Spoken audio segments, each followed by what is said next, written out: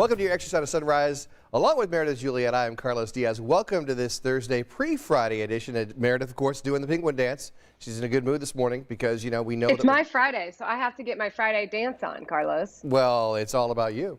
Before we talk to you, Meredith, let's talk to Chuck Lofton. You are really dancing this morning.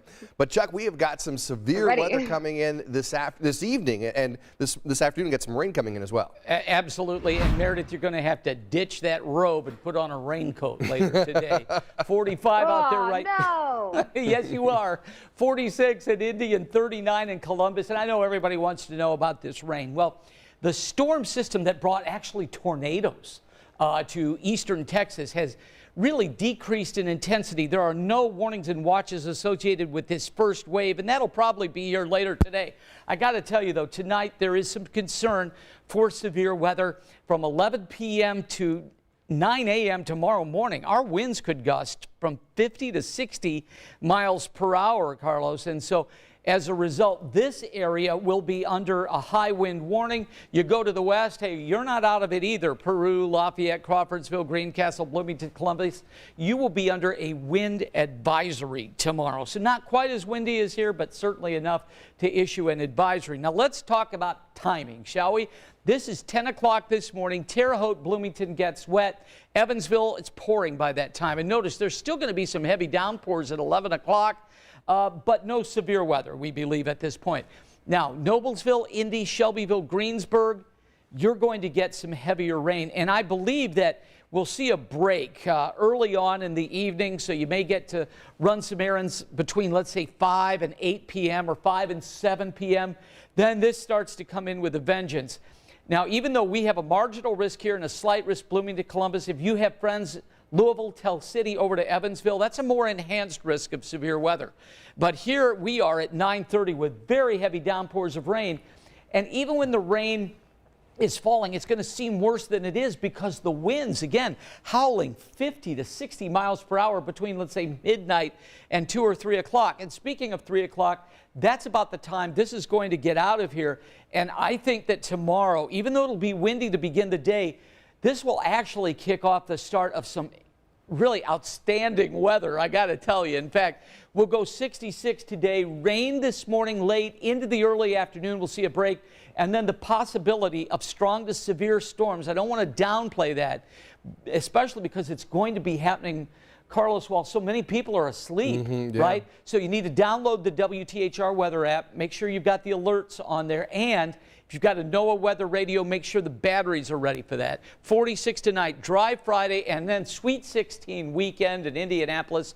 Unbelievable. 72 Saturday, Carlos, and 56 degrees on Sunday. All right, Chuck, thanks for joining us on Extra Shot. And I do want to get a little behind the scenes for you. And this is, in all seriousness, if you do experience severe weather tonight, Chuck and I are coming in tomorrow, it'd be tonight/tomorrow morning at 1 a.m. So you might want to, check us out on our Facebook page or even on WTHR if you start hearing about some severe weather in your area overnight. And just be weather aware. You can download the Channel 13 weather app as well. It's a great way to be weather aware. Okay, let's shift gears and say hi to everyone. You want to do the good mornings this morning? I see a lot of people saying good morning. And I would love to do the good mornings. We've got my dad. Good morning, Dad. Chris Carroll, good morning. Kev Foster, good morning. Tim Fox, what's up? Indy, saying hello from Davenport. Annette saying good morning. Becky says, yo, Meredith's got a little too much energy this morning. I'm sorry, Becky. Had a little bit of coffee. I've been up for like 6 hours. So Glenn saying good morning, Carlos and Meredith. Elise saying good morning, everybody.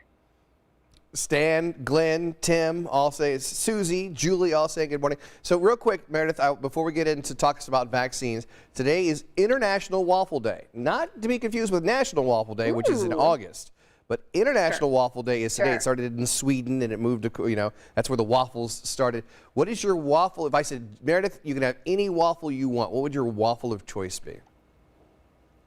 It would be a blueberry multigrain Eggo waffle with butter and sprinkles.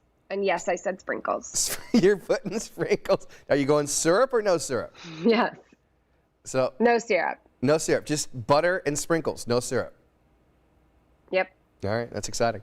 I'm going chocolate chip waffle. What about you? Chocolate chip waffle with butter, syrup, maybe a little whipped cream on the side, and it's just totally healthy. Okay. All kinds of healthy there. Hey, you know what? In the sounds comment great. section below, hit us up in the comment section below. Tell us your favorite waffle. What you think, we said any waffle you want, you tell us. It could be whatever you want it to be. Yeah. All right. So this is great news. The Indianapolis Motor Speedway doing their part with providing a new mass vaccination clinic starting April 1st. IMS is partnering with the state and IU Health to host several clinics at the Speedway. Appointments are available right now, but only available to people 40 and older, okay? Those are the only people that can sign up right now, 40 and older. Everyone else has to wait until March 31st when eligibility opens to those 16 and older. The clinic will use the Johnson & Johnson vaccine. Here are the details for the IMS vaccinations. The clinic will run April 1st through the 3rd, then April 13th through April 18th, and then once again April 24th through April 30th, the 24th to the 30th. You can see it on your screen right there. The hours will be 9 a.m. to 7 p.m. The state hopes to vaccinate thousands of people. In fact, 6,000 people each day. The National Guard is going to help pull it all off, and it's going to be pretty amazing, to see all those people there, hopefully, getting that vaccine. Oh, I'm so excited about this. And we were talking yesterday about, it is now, we have a date, April or March 31st, it's going to open up to 16 and older, but that doesn't mean like, oh, everybody in that age group, 16 to 40, is going to be flooding that site, trying to get their vaccine scheduled. So it's going to be these mass vaccination clinics that are going to be super helpful and actually rolling out shots in arms. Yeah, exactly. Now, have you tried to make your appointment yet? Can you do it as a 25-year-old? 26, and no, because the link doesn't even work until the 31st. You can't even get on the website till the 31st. So I hope their servers are prepared, because this is the largest age group that's been available. Right. So exactly. yeah, that's going to be a little crazy. Okay. Belgian waffle with whipped cream and blueberries, April says. Oh, that sounds great. Chris says plain homemade waffles with butter and real maple syrup. Yes, there you go. Real maple syrup. Nice. Someone said I look like I'm in my PJs, and I kind of am, because during the show, I've got my dress on, I have to stand up, but it's cold, so I like to wrap up in my jammies. Okay, moving on. You realize you're We're in going your to talk home about studio. the IPS. You can control the temperature in your home studio. It's under your control. I just feel bad because I don't want to make the house too hot. Josh and I like it really cold when we sleep. So it's like this balance between like, I want to make sure he gets his good night's sleep, but I am freezing. So I just wrap up in the commercial breaks. Who's this Josh you speak of? Oh, he's my fiance. Oh, okay. That's Cheers. All right, we're talking about the IPS school bus plan. IPS is updating ways for students to get to school in the 2021-2022 school year. So IPS is partnering with Indigo to provide transportation for some high school students. The following criteria is going to be used to determine which students are going to use the Indigo buses. So it has to be a student who would have to make 0 Indigo bus transfers. Like they get on the bus, they take that one bus to their next stop, and that's it. Then from there, it has to be a less than 0.7 mile total walk. So 0.7 from their house to their bus stop, and from the bus stop to their school total has to be less than 0.7 of a mile, and no more than 50 minutes total travel time. They're also creating a walk zone policy for students K through 12 that live within a mile from their schools, and they would be asked to walk. So we have, the comments were tough. IPS isn't doing this like out of choice. They're not saying we're trying to save money. They're trying to, their budget deficit is huge. They have to make cuts somewhere. It's like $18 million, and they don't want to do it in the classroom. They're trying to avoid making cuts within any of the IPS classrooms. So they thought maybe transportation is a way that we can save money. But people have a lot of thoughts about putting kids on the, public transportation. So it's a kind of a whole thing, Carlos. Yeah, it's one of those things where it's tough to get in people's heads as far as what they want to do, what they can afford to do, what they can do, because it's easy to say, well, we want to cut budget, we don't want to cut anything in the classroom, let's cut transportation. But that is how, some people are working in those hours that the kids are going to school, so they can't provide. If I wasn't working those hours, then you say, okay, can we start maybe a parent carpool, if you will? where if Carpool. you have, Yeah, that's a exactly, good we have an idea. SUV or a car that can seat 2 other kids as well as your own, and then you offer to take those kids to school. So let's see if parents, get creative. But you got to take from somewhere, if you're going to be saving money in the school system. All right, let's shift gears now and talk about the IU women's basketball team. Yeah. The IU women are making history down in San Antonio. The Hoosiers just delivered their second crushing defeat this week, beating 12-seeded Belmont 70-48. Earlier this week, IU knocked off VCU 63-32. So now the Hoosiers are in the Sweet 16 for the first time since 1983. It's also their first time ever in the Sweet 16 in the 64-team format. Check this out. This video the team posted of some locker room celebrations. Oh, get it. Oh, there we go. Yes. The caption reads, "Feel refreshed, coach?"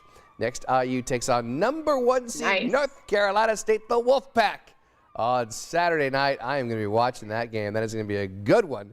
It's going to be on one of the ESPN networks, whether it's ESPN 8 or whatever. But I think it's probably going to be on ESPNU. The rest of the games have been on that as well.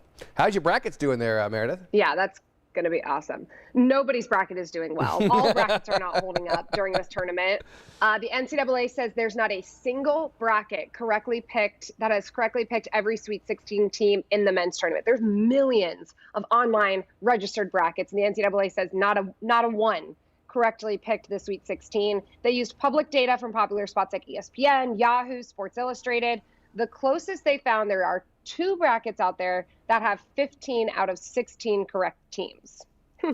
I mean, the 2 people who have 15 out of 16 correct, they must feel very lucky right now. And they're cleaning up in their office pool, if you will. So, all right. So, being the father of 2 young kids and being 55, I'm 50. I don't get to bars that often anymore. Wow. I don't get to the clubs. I'm not out, shaking my thing. So I don't get that dive bar smell that I used to, the certain smells that you have in clubs and bars. Well, Miller Lite is solving my problem because they have new bar-scented candles. Miller Lite candle scents include Dive Bar, which is musk, tobacco, and desperation. Also, Game Day for a scent of peanuts and jalapeno. These are real things. I was kidding about the desperation part. There's also Beer Garden, which Miller Lite says smells like moss, pretzel, and sunburn. What does sunburn smell like? I know what suntan lotion smells like, but sunburn, it's not something I want to, partake in. You can buy them on the Miller Lite website. These Miller Lite, I might have to buy one just to see. Beer Garden is the one you have to go with. Okay, you think so? I remember when I was growing up. 3 of those. Mm-hmm. You gonna go for Beer Garden? I hate the delay, by the way. I'm going for Beer Garden. Yeah, sorry, should have finished that sentence. When I was growing up, and he might be watching right now, my good friend Bill Hassel on Diablo Road in Vala Vista, his dad Vic Hassel, shout out to you Vic, smoked a pipe, and I'd go over there to hang out with my buddy Bill, and Father Vic would be smoking that pipe, and I tell you that's a sweet smell, And so if I got a candle that smelled like pipe smoke, or pipe tobacco, that'd be kind of a cool thing. So Dive Bar, it's like you can invite your friends. Dive Bar sounds horrible. Yeah, what does it smell? It's Dive Bar. Wow, yeah, it is Dive Bar. It's very nice. Teresa says her waffle is homemade waffles with my mom's homemade raspberry jam. That sounds awesome. Mac, our floor director, or actually I think is he doing audio today, says, yeah, I'm going to have to avoid all these candles. I'm sure they'll give me bad college flashbacks. Yeah, you're going to smell that popular college bar in the dive bar. Let's be honest, a dive bar smells like vomit. I mean, we're just going to say it right now. Yeah, it doesn't smell good. It's like it's in the parking lot, or there's somewhere nearby the dive bar has got that. Hey, how about those what's waffles? Funny, Carlos? My senior year of college, my mom came and visited me at IU, and all my girlfriends' moms had come, all the girls I lived with, and we were going to show them like a full weekend out in Bloomington because we were all 21 at the time, or 22, I guess. And so we took all the moms to Kilroy's on Kirkwood. If you've ever been to Kilroy's on Kirkwood, in college, it is like there is no greater bar. And then you see it through the eyes of like a mom. And my mom, we were out on the back patio, and my mom spent like the whole time picking up pieces of glass from like glass that had been shattered on the ground because she was so worried about everyone's feet. And I was like, no, Mom, it's fine. No one cares. And now as a 26-year-old, I'm like, oh my God, Why did we do that? I was a DJ at Jake's, by the way, which is up the street from Kilroy's.